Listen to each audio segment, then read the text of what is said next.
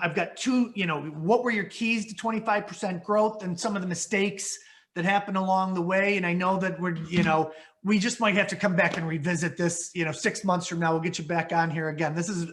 I love everything that you guys are sharing. I hope that the listeners can, really understand the power behind what Justin and Jonathan are sharing with us today. So growth. All right, Justin, keys to the growth, and then you want to talk about the annual budget, how you've been able to come so close to budget each year. Yeah, so a couple of keys to growth is knowing what you're good at and doing more of it. Growth doesn't mean stretching yourself out. It may just mean increasing what you're already doing and what you're doing good. So it's knowing what to say yes to and knowing what to say no to, and then innovating in that space and really owning the market share. So become the educator. So for us, like landscape maintenance, HOA specifically, we do a lot of education to the community. I write a weekly column. We do advertising where we don't actually have a hook or a catch, but it's more like, hey, did you know this? And so we do a lot of educating to gain market share. You got to innovate. You got to be the #1 provider in your space that is doing things differently. You don't even have to do it right.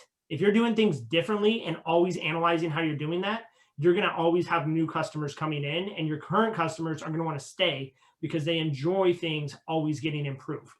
So innovation, doing more what you're good at, and setting clear expectations on growth. So if you just say, I want to grow, you're not, what does that mean? You want to grow 1%, 100%, but it's setting a clear expectation of over the next 5 years, this is what every single year looks like. And we've done that since 2015. We've got it mapped out to 2030, and we update that almost every quarter, but definitely every annual planning session. So that's kind of the keys to our growth. As for the budget, for the last 3 years, we've been able to come within 2%, 1% of our top line, our gross profit, and our bottom line net profit budget. I mean, it's ridiculous. I don't know how we do it.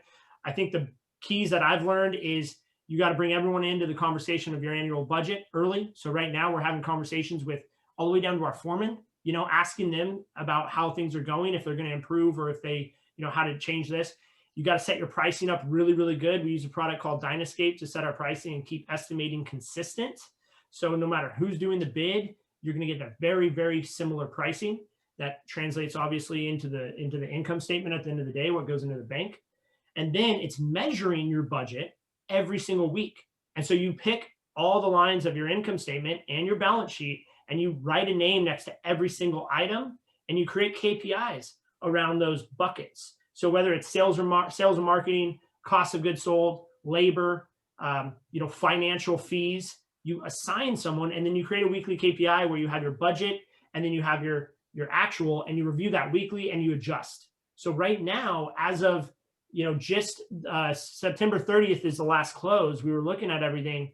We're within 1% of our revenue that we set up at the beginning of the year, within 1% of our gross profit, and profit is much higher than what our budget was. So I messed up there in a good way, but we're looking good this year. And that's before COVID even came a thing. We set this budget and locked it into place. It comes back to measuring your KPIs and getting input from your team. I think that's key. Anything to add to that, Jonathan? I just think that it's, it's time. It's really putting in the time and focusing on getting a budget done. A lot of clients that come to me, I ask them to do a budget, they slap stuff together. They don't really look at each number. They don't ask themselves, okay, how am I going to get to that number?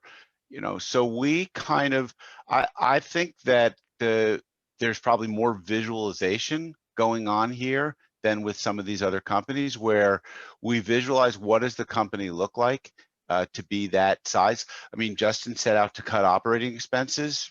I think it was either pre-COVID or just as we were going into COVID, and very rigorous about, checking in on that on a regular basis and setting specific operating expense cuts and reductions. And so really paying attention to it. It's, I think a lot can be said about visualizing what you really want. This goes back to the beginning part of our conversation. Visualize what you really want. What does it look like?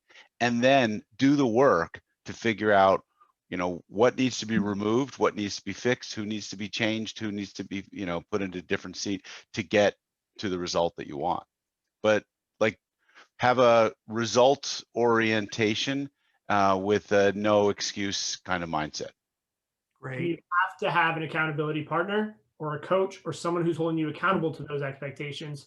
Otherwise, if it's yourself, you're never going to, no, Right. never, probably not going to hit it. I am a coach, and I hired a coach to coach me through my business, because sometimes it's just so hard to see that stuff. And when people find out what I'm paying my coach, they're like, wait a minute, you're paying them more than you're charging us.